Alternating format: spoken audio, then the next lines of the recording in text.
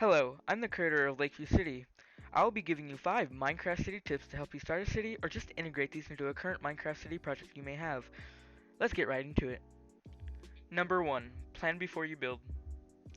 If you do not plan before you build, you'll end up with a city that looks messy and unorganized.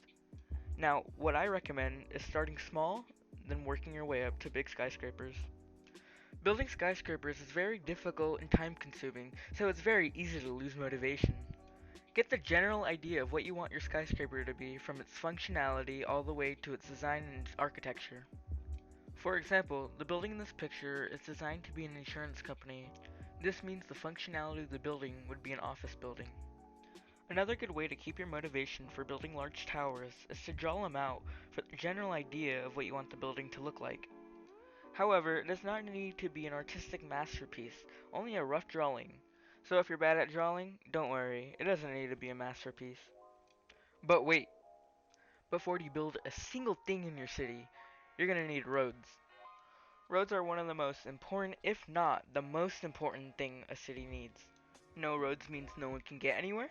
No one can get anywhere, so nobody can receive goods like businesses.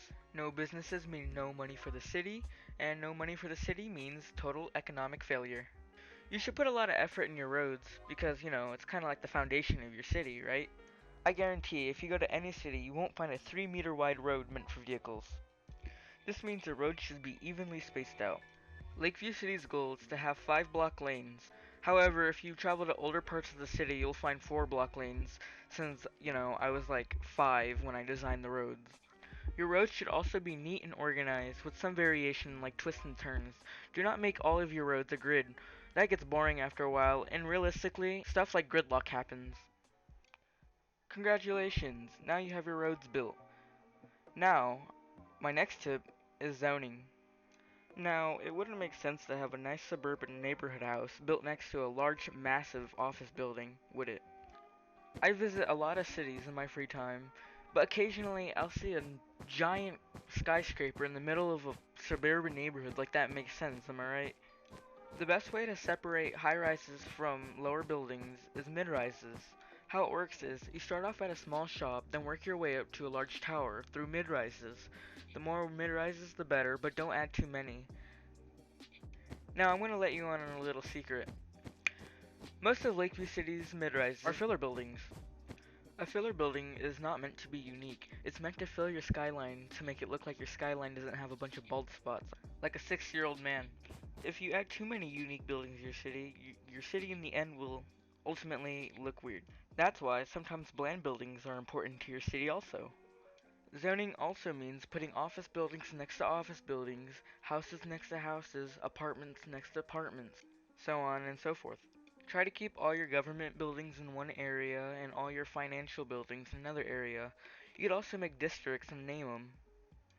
Now, my third tip for you is adding interior to some of your buildings. Adding interior will do two things. It'll make your buildings look less empty and add character to your buildings and your city as a whole. In office buildings, I like to use as much space as I can. However, in penthouses, apartments, and condos, I like to leave it a little empty so the person buying the condo or the property, they have the option to customize it to their liking. If you don't know how to build interiors, a good way to get inspiration is Pinterest. Now, I'm not gonna go too in depth on how to make an interior. I'll probably leave that for another video to go like more in detail about it.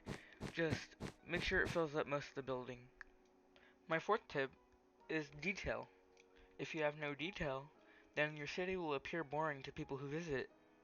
Now, detail can appear in a lot of ways, from recycle bins all the way to naming all of your streets like I did. Other nice details you could add to your city is billboards, advertisements for businesses who want to display their goods. I also include fire hydrants in places they are meant to be. Bus lanes, bike lanes, crosswalks, and stop signs are also all great examples of detail in your city that you can add. Some people like to add cars to their city. However, I never added cars in my city because my city was originally built to be a roleplay city for other people to interact on. So I never had cars on the road, and I'm still not going to have cars on the road. Another good way to find small, fine details is Google Maps or Google Earth. All it takes is a quick search and you could be on Street View and look at all the things that a real city has.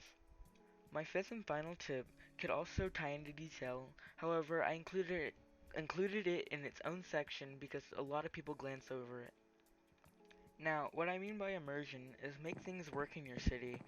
Make people feel like they're a part of your city and they can interact with certain things like buttons, switches, and levers in your city to make things actually work. In my city, people have jobs where they're required to do certain tasks, such as if you work at the nuclear power plant, your job is to keep the nuclear reactor stable. Or if you work in an office building, your job is to flick a lever and to browse the computer until you get what you need. Another thing you can do in my city is buy cars or go to car dealerships and select what type of horse you want. In my city, I don't have any behavior packs, but so we just use horses as cars and donkeys as trucks and etc. In the car dealership, I have included an entire vehicle selector, meaning people can choose whatever they want, and if they don't want that car, they can just choose another one. For example, in this video.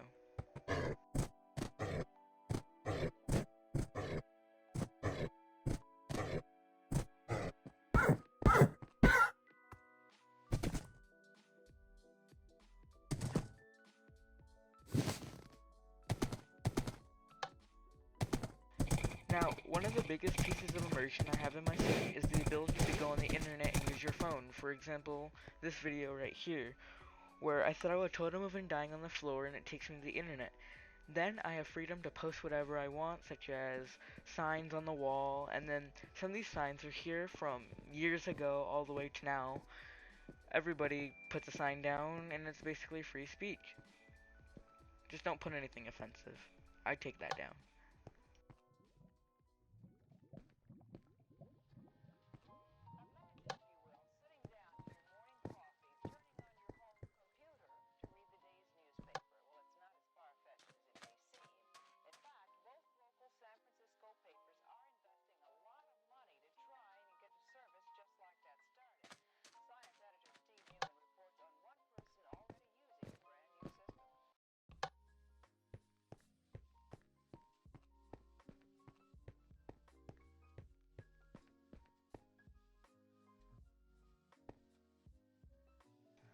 The reason my city has so many details was, like I mentioned, my city was meant to be a roleplay server where everybody can go, interact, and have a good time.